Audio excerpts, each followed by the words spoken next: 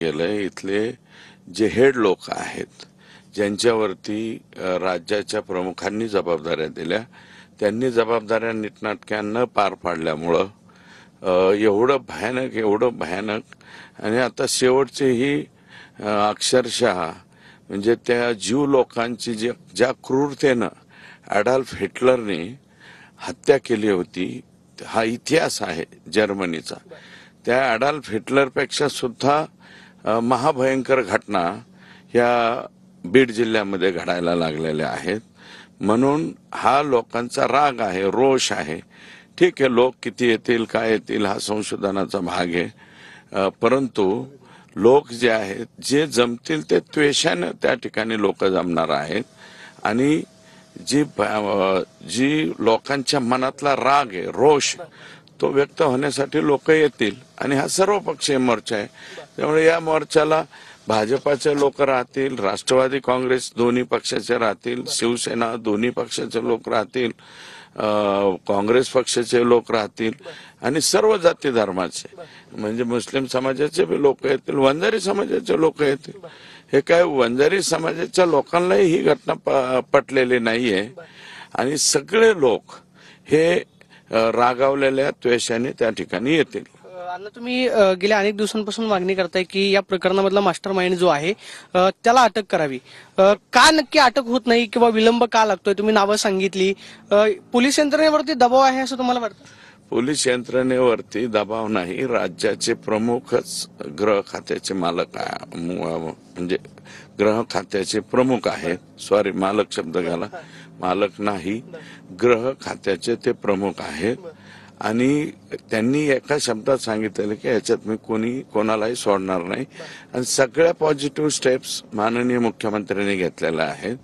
परंतु मग माझं मत असं आहे की तरी सुद्धा माझं बीडच्या पोलीस दलामध्ये काही लोक हे डायरेक्ट त्यांचे समर्थक असल्यासारखे वागतात। काही ठिकाणी एक सिरसाळा पोलीस स्टेशन आहे, तिथं दहीफळे नावाचे कोणीतरी APIPS आहे, कोणती तरी पोस्ट आहे, मला एक्झॅक्ट माहित नाही, पण त्या परिसरातल्या लोकांकडनं अशी माहिती कळाली की ते पोलीस स्टेशन म्हणजे तिथल्या हे आका आणि त्यांचे वरचे ह्या सगळ्यांचं कार्यालयच बनलं होतं डायरेक्ट। त्याच्यावरती फक्त पक्षाचा बोर्ड लावायचा किंवा पक्षाचा सोडा, परंतु यांचा बोर्ड लावायचा शिल्लक राहिला होता, बाकी सगळं काही। आणि मग तिथूनच राखेच्या गाड्या ज्याच्यावर परवानगी नाही काही नाही, कोणत्या अधिकाऱ्याने अडवलं की लगेच कालच एक FIR झालाय काल, म्हणजे निदान मी बोलायला लागल्यापासून लोकांची FIR दाखल करण्याची तरी हिंमत व्हायला लागली। MSCTCLच्या म्हणजे थर्मल पॉवरच्या लोकांनी, मला आनंद वाटला आता सकाळी कळालं की नावानिशी एक अधिकारी जाऊन त्यांनी स्वतःच्या नावाने FIR केली। 2002 सालापासून एकच माणसाकडे टेंडर जाते, दुसरा माणूस कोणी टेंडर भरीत नाही, भरलं तर हे होत नाही।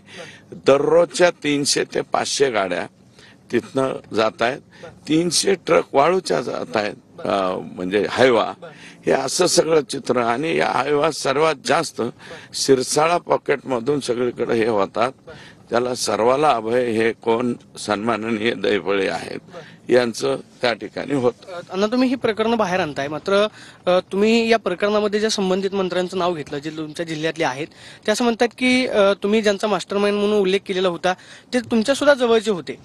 मला राजकारणामधून उठवण्याचा प्रयत्न केला जातोय, कुणी असतील या प्रकरणामध्ये दोषी असतील त्यांना फाशीची शिक्षा द्या अशी खुद्द त्यांनी। हे बघा, जवळचे आहेत म्हणजे माझ्या जवळचे नाही, तुमच्या जवळचे आहेत। राजकारणात मित्र म्हणून आम्ही राहत होतो ना, मग आम्ही आमच्या मित्राला हे सांगितलं काय संतोष देशमुखचं हे करा म्हणून? मग तुम्ही तुमचे जवळचे आहेत, माझ्या फार जवळचे आहेत म्हणतात, तर 2 मिनिटात का सरेंडर करेनात? सरेंडर करा। वाल्मिक, तुझ्यामुळं आज माझं फार वाटोळ होत चाललंय, तू जाऊन सरेंडर हो। अरे तुमच्यावर तर अजून 302 मध्ये घेतलेलं नाही ना तुम्हाला अजून। आतापर्यंत तुम्ही कोणत्या गुन्ह्यामध्ये आहात? आतापर्यंत तुम्ही खंडणीच्या गुन्ह्यात आहात। मग तुम्हाला ज्या अर्थी तुम्ही हजर होत नाही याचा अर्थ तुम्ही कोणत्या गुन्ह्यात आहात ते तुमचं तुम्ही समजून घ्या। आता जर कदाचित लवकरात लवकर या प्रकरणामध्ये कारवाई झाली नाही तर मग सुरेश धसांची पुढची भूमिका काय असेल? तुम्ही असं म्हणताय की आम्ही मुख्यमंत्र्यांकडे पाठपुरावा करतोय, मुख्यमंत्र्यांना सांगतोय, मग या प्रकरणामध्ये नक्की कुणाकडून वाचवलं जात आहे किंवा कुणाचा अभय आहे? हे वाचवायला काय, सध्या धनंजय मुंडे साहेबच त्यांना वाचवतात ना, दुसरं कोण आहे? ते राज्याचे मंत्री आहेत. आता मला वाटतं एक खात्याचा चार्ज सुद्धा त्यांनी घेतला. मंत्री असल्यावर तिथले अजूनही खालची यंत्रणा यांना असं वाटतंय की बाबा उद्या हेच पालकमंत्री येतील, मग आपल्याला माहित असलं तरी ह्याला पकडायचं का नाही पकडायचं का, अशी भीती आणि दबाव, भीतियुक्त दबाव अजूनही मला वाटतं बीडच्या खालच्या पोलीस यंत्रणेवरती आहे असं मला वाटतं. या प्रकरणामधले जे फरार आरोपी आहेत, म्हणजे 3 आरोपी फरार आहेत, अंजली दमानिया सुद्धा या प्रकरणावरती बोलतात. ते असं म्हणाले की 3 आरोपी जे फरार आहेत त्यांची हत्या झाली असण्याची शक्यता आहे. तुम्हाला सुद्धा संशय आहे? नाही, मी असला काही वेग स्टेटमेंट करणार नाही. त्या बोलल्या असतील तर त्यांनाच विचारा. अण्णा, मात्र तुम्ही बीडचा जो उल्लेख केला की बीडमध्ये इव्हेंट पॉलिटिक्स जे आहे ते जोरात सुरू आहे, म्हणजे ज्याच्यामध्ये तुम्ही काही सिने अभिनेत्रींची नावं घेतली, रश्मिका असतील, त्याचबरोबर प्राजक्ता माळींचं सुद्धा नाव घेतलं. नक्की हे प्रकरण काय होतं? तुम्हाला नक्की काय सांगायचं होतं? मला नक्की हे सांगायचं होतं, आता भयानक इव्हेंट मॅनेजमेंट म्हणजे ते वाल्मिक कराडांना इव्हेंट मॅनेजमेंट करण्याची फार चांगली हौस आहे.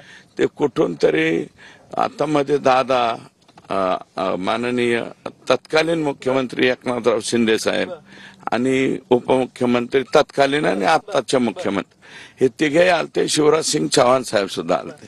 आम्ही त्या कार्यक्रमाला गेलो होतो तर दादा स्वतः म्हणले मला लय चटके बसले राव, म्हणजे ते असे काय ते भुरनाळे फिरनाळे उडाले होते. अजितदादाचा हात चटकला आणि अजितदादांना माझी विनंती आहे, तुमचा हात नाही, तुमचं सगळं चटकन ह्या बाबतीत निर्णय नाही घेतला तर. म्हणजे काय निर्णय घ्यायला पाहिजे अजित पवार? निर्णय काय घ्यायला पाहिजे त्यांना कळत नाही काय? अजितदादापेक्षा हुशार आहे का मी? अजितदादा मोठे हुशार आहे. आणि हे इव्हेंट मॅनेजमेंट म्हणजे मी रश्मिका मंडाना, प्राजक्ता ताई यांचे नाव मी काय घेतले, आणखी ते सपना चौधरी यांचे फक्त नाव घेतले. का घेतली की आता प्रचंड पाऊस आमच्या मराठवाड्यात पडला, सगळ्या शेतकऱ्याची शेती खाली पिकं गेली आणि तुम्ही कृषी मंत्री आणि तुम्ही मात्र रश्मिका मंडानांचा कार्यक्रम घेता. कितपर्यंत योग्य वाटतं तुम्हाला मला सांगा ना. त्याच्यावरती टीका झाली. राजू शेट्टी साहेब इकडे येऊन गेले, त्यांनी टीका केली. आता राजू शेट्टी साहेब तर काय माझ्या पक्षाचे नाहीत किंवा राजू शेट्टी साहेबांना मी नाही सांगितलं, पण तुम्हाला पटायला पाहिजे कोणत्याच गोष्टीचं काही गांभीर्य तुम्हाला राहिलेलं नाही. धनंजय मुंडे साहेबांना ते एकदम, मी म्हणलं ना 54,000च्या ऐवजी ते 60,000वर विमान गेलेलं आहे. अजून बी ते त्यांच्या गिरेबांमध्ये झाकून बघत नाहीये, म्हणून हा प्रॉब्लेम आहे. मात्र प्राजक्ता माळी ज्या आहेत त्या तुमच्या विरोधामध्ये तक्रार करणार आहेत. ते असं म्हणतात की तुम्ही जे वक्तव्य केलं त्या वक्तव्याच्या विरोधामध्ये मी राज्य महिला आयोगामध्ये जाणार आहे, तक्रार करणार आहे. एक मिनिट ऐका, इकडं हा विषय कुठं नेऊच नका. मी जे बोललेलो आहे त्यांच्या बाबतीत, मी आता सकाळी एबीपी माझ्याच्या याच्यावरती एक चुकीचं काहीतरी स्टेटमेंट माझ्या तोंडचं लिहिलं होतं. मी तसं बोललेलो नाही. मी जे बोललेलो आहे ते सगळ्या मीडियाच्या पुढे अवमान होईल एखाद्या महिलेचा, कुणाचा अवमान होईल असं मी एक शब्दही बोललेलो नाही. याच्या उपर त्यांनी माझं बाईट परत एकदा बघावा. त्यात जर काही त्यांना अवमानकारक वाटलं तर मग नंतर त्यांनी महिला आयोगाकडे जावं ना. शेवटी डॉक्टर बाबासाहेब आंबेडकरांनी आपल्याला सगळ्याला स्वातंत्र्य दिलेलं आहे. याच्या उपरही प्राजक्ताताईंनी ठरवलं तर मग माझी काय अडचण नाही. मी त्यांचा महाराष्ट्राची हास्य जत्रा का काय प्रोग्राम आहे तो जरा आवडीनं पाहत असतो. त्यावेळेस मनात असं वाटतं की बाबा एक चांगली मराठी मुलगी ही वरती चालली, बरं वाटते म्हणून, बाकी काय नाही. आणि माझं स्पष्ट मत आहे, याच्या उपरही त्या जर गेल्या तर त्याला मी सामोरं जाईल, कारण माझी चूक नाहीये काही. बावनकुळे असं म्हणाले की जर सुरेश धसांच्या मनामध्ये काही शंका असेल तर त्यांनी ती शंका माझ्याकडे सांगा किंवा मग मुख्यमंत्र्यांना सांगा. मात्र जे वक्तव्य तुमच्याकडून होत आहे त्याच्यामुळे तपासामध्ये काय अडचण निर्माण व्हायला नको असं बावनकुळे साहेब म्हणाले. माझे प्रदेशाध्यक्ष आहेत ते, मला रात्री त्यांचा 1:30 वाजता फोन येऊन गेलाय. मी सकाळपासून ट्राय करतोय, बोलेल मी त्यांच्याशी, परंतु मला मी चुकीचं काहीही तपासामध्ये अडथळे येतील किंवा काय असं कुठलंही कृत्य माझ्या हातून होऊ देणार नाही. मात्र मग पक्षाकडून काय तुम्हाला सांगण्यात आले का या प्रकरणामध्ये की तुम्ही जी भूमिका घेताय पक्षाकडून काय सांगितलं गेलं? अजिबात नाही. पक्षाचे नेते, राज्याचे नेते, आमच्या म्हणजे सदनाचे नेते, मुख्यमंत्री महोदय आहेत. माझं बोलण्याचं जर त्यांना काही आडवं वाटलं असतं तर त्यांनी मला थांब म्हणले असते. ते जर मला थांब म्हणले असते तर मी थांबलो असतो. परंतु त्यांचा पूर्ण पाठिंबा मला आहे.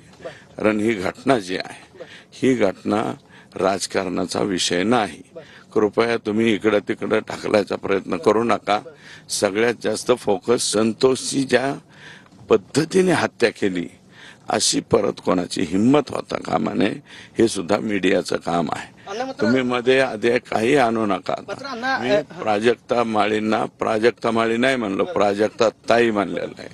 अण्णा, मात्र घटनेला एवढे दिवस होत आहेत, मास्टर माइंड अजूनही सापडत नाहीत, फरार होत आहेत, त्यांचं लोकेशन भेटत नाही की मग कुणाचं काय याच्यामध्ये काय हस्तक्षेप आहे?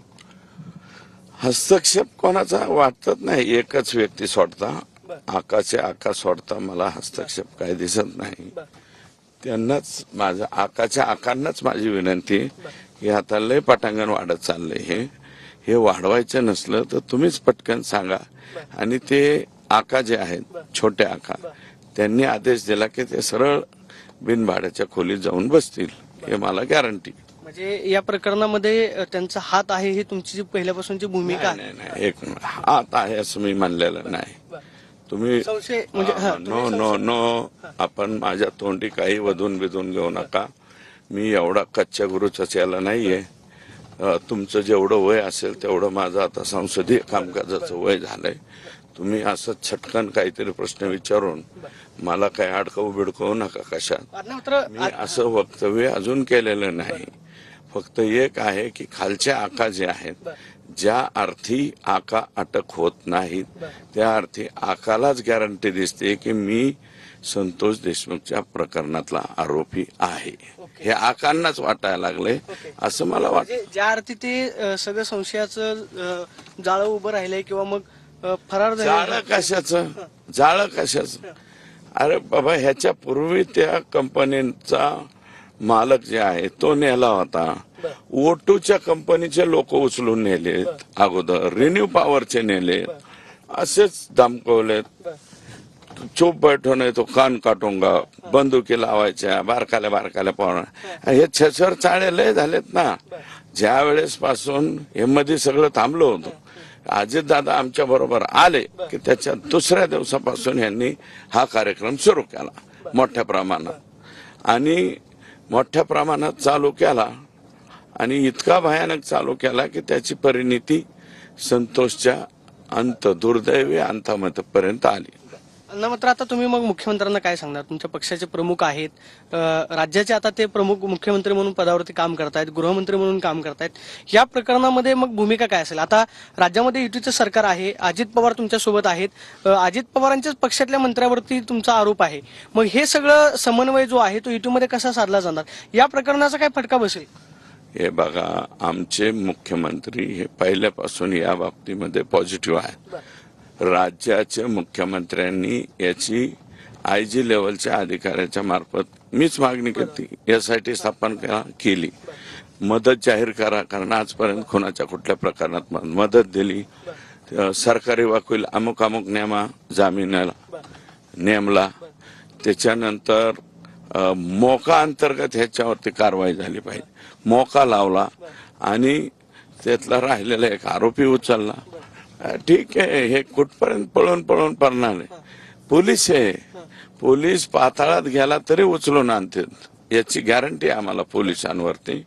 आमचं पोलीस दल हे अतिशय प्रभावी आहे.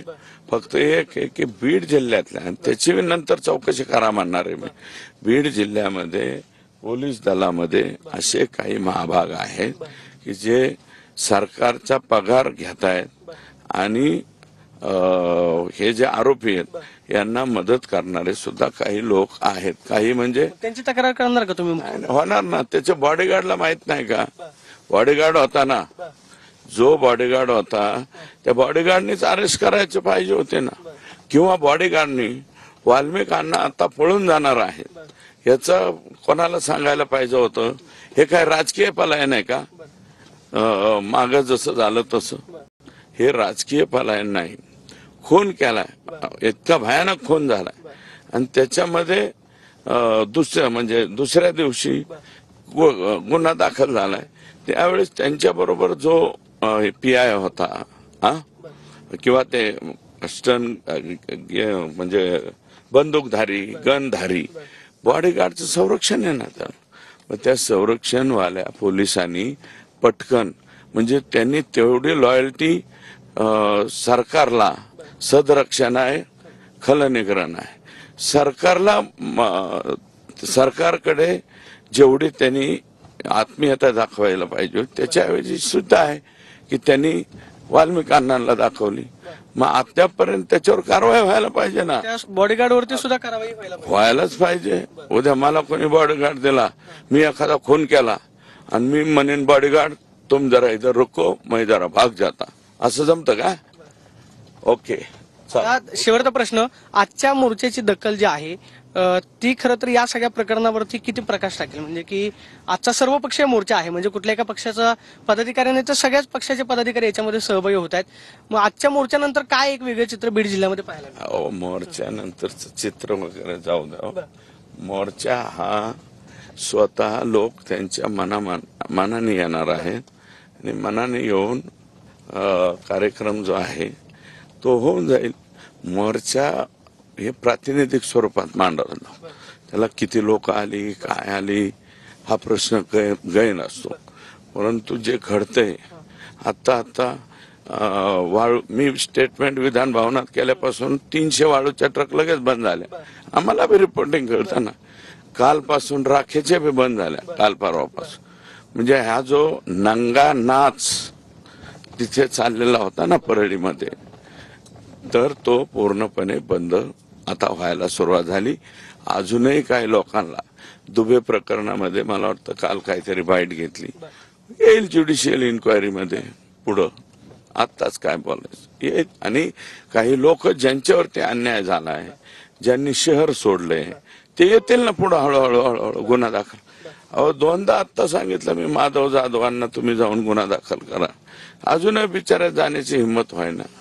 जाईल 1-2 दिवसात जाईल असं वाटतं. सुरेश धस या प्रकरणात काय मागे हटणार नाही? अजिबात नाही. मी या मारेकऱ्यांचा शेवटचा म्हणतोय, मी इथला निकाल नाही म्हणत. सेशन नाही, हायकोर्ट नाही, हायकोर्टाच्या नंतर सुप्रीम कोर्ट आणि सुप्रीम कोर्टाच्या नंतर परत एकदा माफीनामा असतो राष्ट्रपतीचा माफीनामा आणि त्याच्यानंतरचा एंड इथपर्यंत आम्ही याचा पाठपुरावा करू. आपण पाहतोय की आज जो बीडमध्ये मोर्चा निघतोय तो सर्वपक्षीय आहे, मात्र या प्रकरणामध्ये सुरेश धस म्हणून मी मागे हटणार नाही.